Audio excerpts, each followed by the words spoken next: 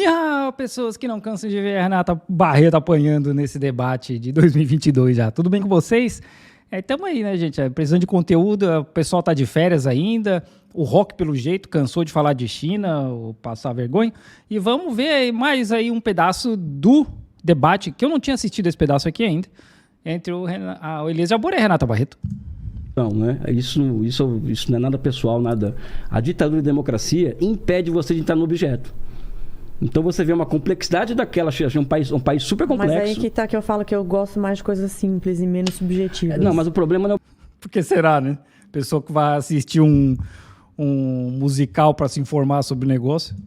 É subjetivo, Renata. Só dificuldade, sabe qual é no fundo? É que você não consegue sair do simples para o complexo. Não é uma questão de complexidade. Não, ou existe democracia ou existe ditadura. Ou existe liberdade de expressão ou não existe. Ou existe... assim, a pessoa tem que ser muito rasa para falar um negócio desse, né? Ou existe democracia. Que democracia? Porque, assim, eu já falei isso em vários vídeos. A democracia brasileira é diferente da dos Estados Unidos, que é diferente da Inglaterra, que se diz uma democracia, tem uma Câmara de Lordes e um rei.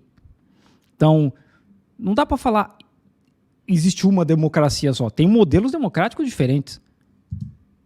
Liberdade individual não existe. Renata. Como? A sua dificuldade é sair do simples para o complexo. É muito difícil. Qual é a complexidade, A complexidade é que a China é uma formação econômico-social que tem 5 mil anos de idade. É uma sociedade que tem é um estado de 2.500 anos de existência.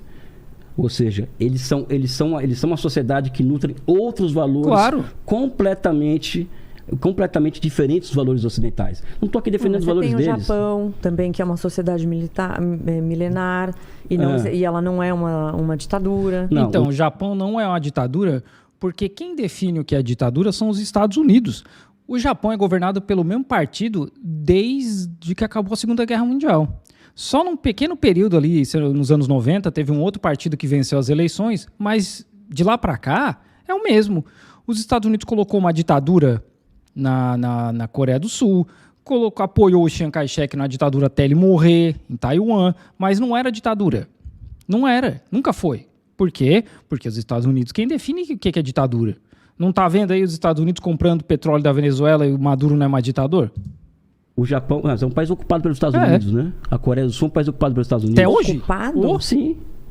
Ocupado pelos Estados Unidos. E você acha que o cidadão médio japonês tem uma vida melhor ou pior do que um cidadão médio chinês? Depende do que você está falando. Vamos pegar... Depende da métrica, né? E sim, são países ocupados. E tem japonês e sul-coreano que falam isso. Porque na Coreia do Sul tem cerca de 25 mil soldados dos Estados Unidos. Tem soldados dos Estados Unidos patrulhando as ruas na Coreia do Sul. E no Japão são mais de 50 mil soldados. Os caras literalmente reescreveram a Constituição japonesa. Os Estados Unidos, né, reescreveram.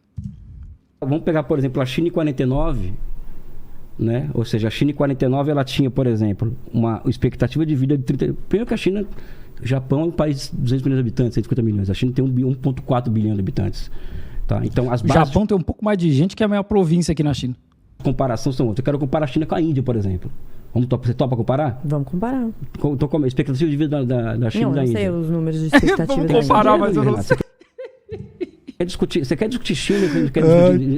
China quer comparar com o Japão? Não dá. Vergonheira. Por que não dá? Então eu só posso comparar a China com outro país que tem 1 bilhão de pessoas. Isso é ciência, isso chama ciência. Sendo que eles fizeram política do filho único, acabaram com... hoje a expectativa de vida da China... Só uma questão, expectativa de vida não. O fato de eles terem feito a política de filho único, que foi uma política totalmente errada do Partido Comunista Chinês, e só houve porque existia um comando forte do Estado, sem haver nenhum tipo de democracia e nenhum tipo de conversa com a população. Que mentira, cara. Quantos abortos foram feitos, quantas esterilizações foram feitas e o que está acontecendo com a sociedade hoje que está envelhecendo, que pode ser e provavelmente vai ser um grave problema da China. Tudo isso... Vamos lá. Primeiro que é uma mentirada e seja que o governo não ouve a população, né? Eu tenho um vídeo explicando sobre a política de filho único, como é que ela se desenrolou aqui na China e, em dado momento, só cerca de 38% da população se encaixavam na política de filho único. Porque tinha um monte de brecha. Tinha um monte de... Olha, se você mora na roça, você pode ter 2 filhos. Se você mora em tal lugar e seu primeiro filho é uma menina, você pode tentar mais um filho. Se você mora em tal lugar e você tem 2 filhos, você paga uma multa e a multa era irrisória. Tinha locais que a multa era extremamente absurda, tipo coisa de 300 mil reais, e tinha local que era 100, sabe? Então, toda a política na China, ela tem uma orientação nacional, mas os detalhes mesmo são aplicados a níveis locais, porque a realidade do bairro onde eu moro é diferente da realidade do bairro onde fica a fábrica que eu trabalho. Então, os caras daqui não administram da mesma forma que lá. Inclusive, na Covid tinha regra diferente daqui de onde eu moro para onde eu trabalhava. Lá onde a gente trabalhava, era assim, tinha um caso no bairro, fechava tudo. Tudo. Aqui não. Aqui teve uma época que teve caso no meu condomínio, fechou só o condomínio. Então, sabe... Então, é isso que a Renata ela não conhece como a China funciona, ela não conhece como a sociedade chinesa funciona. A questão do confucionismo, taoísmo, toda a influência disso na sociedade chinesa, ela não sabe de nada. E foi passar vergonha na inteligência limitada, né? Causado pela interferência do Estado. Vamos então, quando você isso. fala de qualidade de vida, quando você fala que a China só pode funcionar tinha um ponto ali que eu esqueci. Ela falando que a população chinesa está envelhecendo e também isso tem uma conexão com a questão da política do filho único. Bom, e o Japão está envelhecendo por quê? Não tem filho único lá. E a Coreia do Sul, que nunca teve política de filho único e tem a menor taxa de natalidade do mundo. E os países europeus que estão envelhecendo. Eles não tiveram política de filho único. Não faz sentido, cara. Os argumentos dela são muito furados. O autocontrole estatal, pelo fato dela ter uma grande população... Não falei isso. Então, você fala assim, eu não sei de cabeça o número da expectativa de vida o que eu tenho da que dizer Índia. É o seguinte, cientificamente, eu trabalho com ciência, tá? Você só pode comparar um país como a China com um país como a Índia. Ou o país continental como os Estados Unidos, ou o país como o Brasil. São bases de comparação. Vamos comparar com os Estados Unidos, vamos comparar com outros países continentais. Vamos comparar com... Vamos, a expectativa de vida da China hoje é maior do que os Estados Unidos. De qualquer forma, o fato é que a China, por exemplo, em 1949, ela tinha uma expectativa de vida de 35 anos de idade. A China em 80, não, isso já com Deng Xiaoping, isso com Mao Zedong já tinha falecido. Deng Xiaoping, já era de 70 anos a expectativa de vida da China. E isso que a China entre 1839, quando começam as guerras do ópio, que é bom que se fala, os liberais fizeram uma guerra para liberalizar o tráfico de drogas, ou seja, isso vai para a história. Né? Ou seja, as guerras do ópio. Então a China foi colonizada. Família Real Britânica, maior família de traficante de droga da história. Maior do que qualquer família mexicana, colombiana ou qualquer coisa que queira inventar. É muito maior. Os caras literalmente travaram 2 guerras contra a China para poder vender droga aqui dentro. E outras coisas, né? Inclusive liberar a religião. E saqueada por 100 anos pelas potências libertárias em defesa da liberdade de expressão, da democracia, durante 100 anos. Então a China em 49 era o país mais pobre do mundo. A China. Se eu não me engano, era o 9º, né? Não era o mais pobre do mundo. Então ela saiu de 35 anos de idade de expectativa de vida em 49 e chega a 70 em 80 e hoje passou os Estados Unidos. Expectativa de vida. Esse é um argumento assim da galera que fala que o Mao Zedong queria matar muita gente ali no Grande Salto Adiante, né? Por que ele parou, então? E por que ele investiu em saúde pública? Por que ele investiu em saneamento básico? Porque quando ele falece em 76, a expectativa de vida da China já era de 68 anos. De 35 para 68. E a população chinesa, quando eles começam a política de filho único em 80, 81, já era quase de 1 bilhão. Em 49 era coisa de 550 milhões. Mas por que ela teve esse leap? Porque não foi por causa do Mao Tse-tung, não foi por causa da Revolução Comunista. Não, imagina. A Revolução Comunista dizimou a China. Dizimou. Você tinha, obviamente, que de uma dinastia, com uma cultura. Eu até falei, acho que quando eu vim aqui, daquela coisa da tradição deles de amarrar os pés das mulheres. Sim. E ficar com aquele pé pequenininho, que eu vi umas fotos, inclusive, na internet, que você fica com pesadelo à noite. Renato Dado, que eu dei aqui do Mao Tse-tung. Não, mas então, o Mao Tse-tung entrou em 1949, e aí o que ele fez? Ele fez o grande passo adiante, coletivizou as fazendas e ele matou quantas pessoas? Vamos falar sobre 40 a 70 milhões de pessoas. Aí depois veio a Revolução Cultural entre 1966 e 1976. Ele colocou a Guarda Vermelha, fazia as pessoas lerem aquele livrinho, que até hoje é o livrinho vermelho do Mao. Profanou, destruiu, acabou com os símbolos sagrados de pessoas que tinham religiões diferentes. Ela fala um monte de argumento que parece saída daqueles livros História Politicamente Incorreta, sabe? Porque é um monte de parada vazia, não tem nada assim aprofundado, não tem um dado, não tem nada, né? Não tem nada. O grande salto adiante realmente teve muito problema. O próprio Partido Comunista reconheceu isso e reconhece até hoje. Eles estudam isso para entender o que aconteceu, todo o processo que foi. E muita gente morreu. Mas existe uma diferença em dizer que isso foi feito de propósito e houve problemas nesse processo. Não quer dizer que, nossa, tá tudo certo, as pessoas, 10, 15 milhões de pessoas morreram. Ninguém deveria ter morrido, né? Mas assim, antes do Mao Zedong, já se morria muita gente na China. Em 1943, morreram 3 milhões de pessoas em Hunan ou Henan, eu sempre confundo as duas províncias, por causa de fome causada pelos japoneses. E já morria muita gente antes. Quando começa a Primeira Guerra do Ópio, em 1838, a China tinha uma população ali de cerca de 400 e poucos milhões de pessoas. Quando acaba a Segunda Guerra Mundial, a Guerra Civil em 49, estava na casa dos 550 milhões. Então a população cresceu cerca de 100 milhões, aí, mais ou menos, em 100 anos, né? Em 110 anos.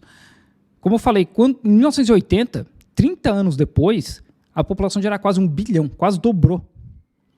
Por quê? Porque morria muita gente na China antes. Só que quando morre por conta de capitalismo, é porque você não se esforçou muito, é efeito colateral, é qualquer motivo que não seja o capitalismo. Fez um terrorismo com essas pessoas e houve a morte de muitas pessoas. Tem vários tipos de estatísticas, mas umas 70 milhões de pessoas ali nas costas do Mao Tse-tung. Aí, quando veio o Deng Xiaoping, aí ele falou assim, bom, isso aqui não está dando certo.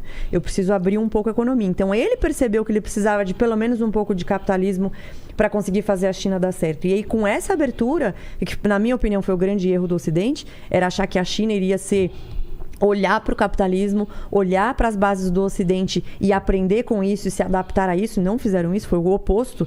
Eles utilizaram o Ocidente para subir e hoje eles são o que são, a potência que são e o grande perigo Nossa que são para tudo. Essa mulher daquelas que vai para os Estados Unidos e acha que é o Ocidente, né? Vai para os Estados Unidos, para a Europa e acha que é branca. No Ocidente, por causa desse grande erro, na minha opinião. Tá. Então, não tem como você falar que assim, não, foi maravilhoso porque os comunistas entraram e fizeram o planificado Renata. E aí deu certo. Ela usa esse argumento burro, que é o que a gente vê muito no Não Adivinho, no Traje Cômico, essa galerinha tapada mesmo, né? Que quando a gente fala, olha, as coisas não são dessa forma, mas são assim. Quando eu falo, olha, a Gazeta do Povo Não Adivinha, não está te passando a realidade como são as coisas na China. Eu moro aqui, eu estou te falando, na cabeça desses caras, a gente está dizendo que morar na China é maravilhoso. E nem os chineses pensam isso. Sabe? Nem os chineses, cara. Ninguém pensa isso. Ninguém disse isso. Aí ela vem e fala isso, porque na China, depois que o Partido Comunista assumiu, tudo é maravilhoso. Ninguém nunca disse isso. Renata, deixa eu falar uma coisa para você. Eu não trabalho com adjetivo. Eu não falei que é maravilhoso. Eu quero deixar isso claro. A minha visão de desenvolvimento é que o desenvolvimento é um salto de ponto de desequilíbrio para outro ponto de desequilíbrio. Ela é muito fraca, cara. Então eu não trabalho com maravilhoso, com belo, com bonito, com feio, com gato, cacho preto. Isso não está no meu vocabulário. Você vai ler meu livro. Você vai ver um adjetivo no meu livro. Você vai ver crítica, você vai ver nada, você vai ver dados, você vai ver uma série. Metade do livro é conceito. Aliás, mostra o livro de novo aí. Mas aí você faz no final, não sei que eu ainda vou ler. Mas você tem os desafios. Mas você faz um juízo de valor em relação ao sistema, se você gosta ou não gosta. Não trabalho com juízo de valor. Gosta ou não gosta? Assim, gostar, eu gosto, sei lá, da comida que eu comprei aqui ontem, de fazer hiking da russa, sabe? Assim, isso é gostar. O nível da argumentação dessa mulher, cara. Ué, mas se você é comunista, você precisa com ciência, dizer que... trabalho com valor, mas o que você quer? Qual que é o teu objetivo? Mas não é gostar, como que seria? Né? Se eu fosse hoje, se eu falasse agora, você tem o poder de determinar qual vai ser o sistema econômico, como ele vai determinar. Na minha percepção, não sou eu que tenho que determinar isso. Quem tem que determinar isso são as pessoas e por isso o Estado tem que ser pequeno. Como você se diz comunista? É interessante que ela fala Estado pequeno e ela defende muito os Estados Unidos, né? Que tem o maior exército do mundo que gasta quase $1 trilhão em exército. E o exército é do Estado. Os Estados Unidos só é rico porque é um Estado gigantesco, policialesco, militar, roubando, pilhando pelo mundo inteiro. As pessoas esquecem desse detalhe, né? Quando falam, não, porque os Estados Unidos, um Estado pequeno, que não é pequeno. As forças militares são parte do Estado. e marxista, a sua visão de mundo é completamente diferente da minha. Então não tem como não ter juízo de valor. Eu vou falar o seguinte, eu vou querer o que as condições históricas me permitirem. Simples assim. O socialismo, ele é uma resposta histórica para problemas historicamente colocados. E, na minha opinião, o socialismo ainda não é uma resposta para problemas historicamente colocados no Brasil.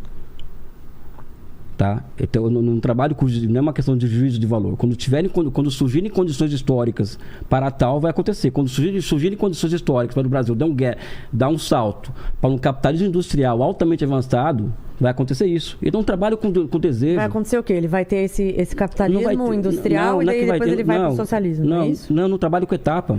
Eu trabalho com processo histórico. Então, mas deixa eu falar do modo dessa... Bom, aí eles vão começar a falar de outra parada que esse eu já não lembro se eu já fiz, talvez eu já tenha feito um react, talvez eu faça de novo, porque já foi em 2022. Mas é muito fraquinha, cara. É muito fraquinha. Dá vergonha. E é por isso, assim, esse debate deles, cara, meio que balizou pro pessoal deles, da direita, o nível da vergonha que é debater com gente preparada como o Elias. E aí vem mamãe falei querer debater com o Jones Manuel. Maluco, o Jones Manuel vai fazer 75 referências de cabeça em qualquer argumento tosco do Mamãe Falei. A galera querendo debater com o João Carvalho. O João Carvalho só de introdução inicial vai ser 40 minutos de aula. Esse cara não tem noção. O cara lê meia dúzia desses malucos de escola austríaca e acha que sabe das paradas, cara. É só uma vergonheira. A gente se diverte, né?